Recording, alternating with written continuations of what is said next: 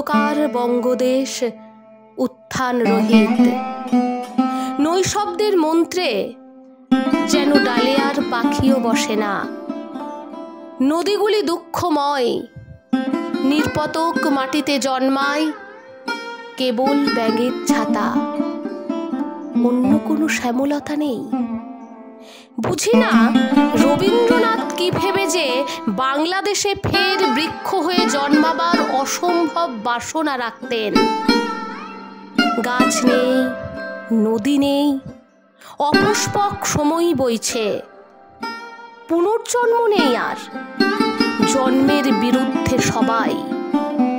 শুনুন রবীন্দ্রনাথ, আপনার সমস্ত কবিতা আমি যদি পুঁতে রেখে দিন রাত পানি ঢালতে থাকি, নিশ্চিত বিশ্বাস এই, একটিও উদ্ভিদ হবে না।